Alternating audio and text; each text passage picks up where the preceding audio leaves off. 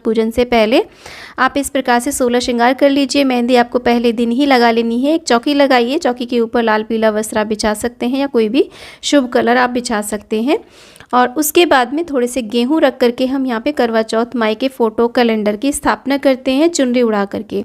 तो जो भी आपके पास हो उनकी आप स्थापना करिए। इस तरीके से देखिए करवा चौथ माई की हमने यहाँ पर स्थापना कर दी है।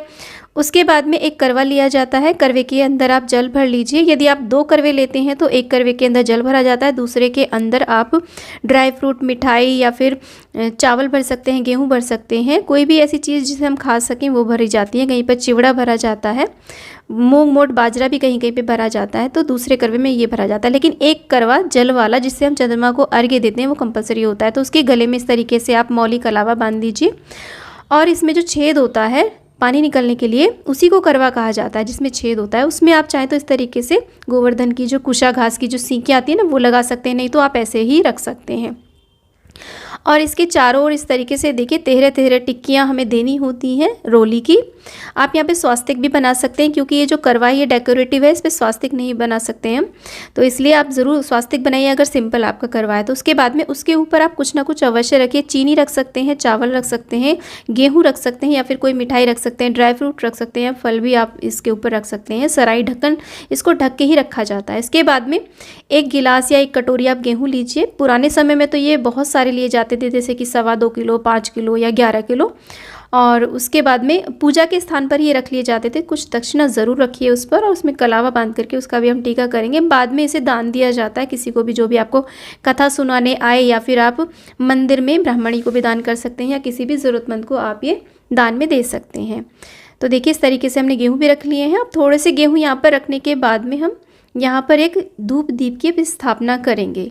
अब करवा कहीं कहीं पर तो 2 भी लिए जाते हैं, कहीं पे 3 भी लिए जाते हैं। आप चाहें तो यहाँ पर खांड का करवा जो बना हुआ आता है ना, चीनी का करवा बना हुआ आता है, आप उसकी भी यहाँ पे स्थापना कर सकते हैं, उसका भी दान दिया जाता है। एक करवा चंद्रमा को अर्घ्य देने के लिए ज़रूर होता है, बाकी के जितने भी करवे रखे जाते हैं वो सब दान दिए जाते हैं। मिट्टी का रखिए, आप चाहें तो धातु का करवा भी यहाँ पर ले सकते हैं। मिट्टी का करवा हर साल हमें नया लेना होता है, लेकिन धातु का करवा आप बार बार यूज़ कर सकते हैं। तो इस तरीके से हमने धूप दीप की स्थापना कर दी है।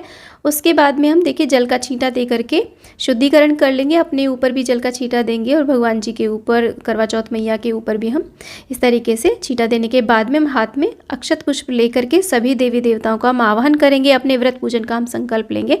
अब ये जो पूजन है ये हमें दोपहर के समय करना होता है। आप चाहें तो शाम के समय अगर आपके यहाँ कथा सुनी जाती है तब आप कर सकते हैं। कथा सुनने से पहले हमें ये पूजन करना होता है। तो सभी का आह्वान करने के बाद में हम प्रार्थना करेंगे सभी से।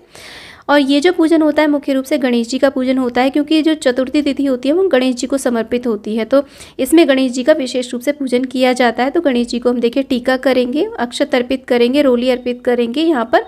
और गणेश जी की प्रिय दूर्वा और गुड़हल का पुष्प मिल जाता है तो वो आप अर्पित करिए, नहीं तो मैं आप देखिए गुलाब का पुष्प अर्पित कर रही हूँ। तो विशेष रूप से गणेश जी का पूजन हमें अवश्य करना है। और गणेश जी मेरे फोटो में है इसलिए मैंने अलग से स्थापना नहीं करी है, नहीं तो आपको अलग से स्थापना इनकी करनी चाहिए। धूप दीप हम दिखा देंगे, वस्त्र रूपी मौली अर्पित कर दी है। आप चाहें तो जनेऊ भी यहाँ पर अर्पित कर सकते हैं।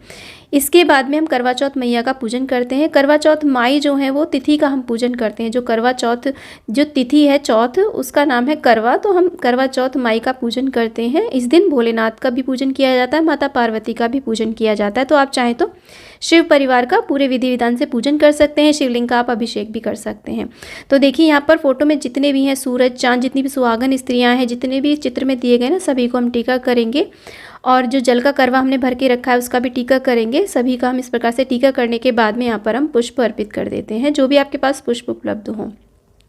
तो फ्रेंड्स, इससे पहले जो मैंने पूजा विधि, करवा चौथ की जो पूजा विधि की वीडियोस दी हैं उसमें पूरे विस्तृत तरीके से कलश स्थापना करके मैंने पूजा विधि करके बताइए। आप चाहें तो उन वीडियोस को भी देख सकते हैं यदि आप पूरी विस्तृत विधि जानना चाहते हैं। तो देखिए हमने पुष्प अर्पित करने के बाद में करवा चौथ माई को हम सुहाग की सामग्री अर्पित करेंगे। सुहाग की सामग्री देखिए आप चाहें तो 16 श्रृंगार अर्पित कर सकते हैं, आप चाहें तो 5 या फिर 7 तरह के आप श्रृंगार के सामान भी अर्पित कर सकते हैं। 4 तो हमें कम से कम करने ही चाहिए। उसके साथ में जो भी आपके पास भोग प्रसाद उपलब्ध हो, जैसे कि मिठाई हो, मिठाई का आप भोग लगाइए।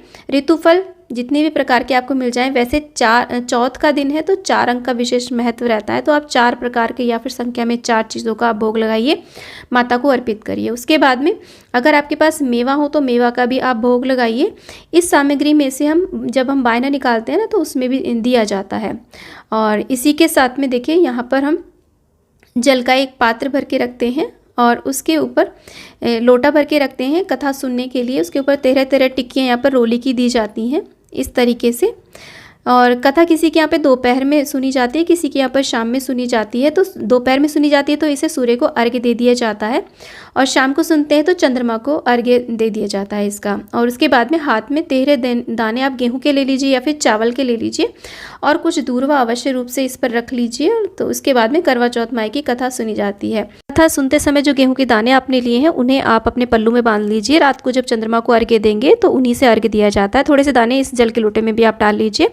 और इसी के साथ में देखिए शाम को सूर्यास्त होने से पहले बायना निकाला जाता है। बायने में आप सूट, साड़ी, श्रृंगार की सामग्री और कुछ दक्षिणा ज़रूर रखें।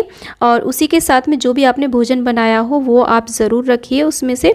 और यहाँ पर जो भी हमने फल, मेवा, मिठाई लगाई है भोग में, वो आप यहाँ पर रख करके बायना दिया जाता है। बायना सासू माँ को दे सकते हैं, सासू माँ नहीं है तो आप ननद को या जेठानी को या ससुराल पक्ष में कोई भी सुहागन महिला हो, आपसे बड़ी हो, जिसके आप पैर छूते हो, आप उन्हें दे सकते हैं। ब्राह्मणी को दे सकते हैं या फिर कोई भी गरीब आपको सुहागिन स्त्री मिल जाती है, आप उसको भी दान में दे सकते हैं।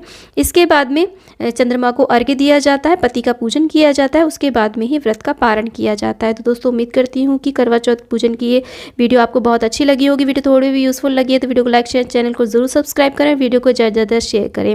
माता करवा चौथ की कृपा आप पर और हम पर सदा सर्वदा बनी रहे, इसी आशा के साथ दोस्तों विदा लेती हूँ। जय करवा चौथ मैया की।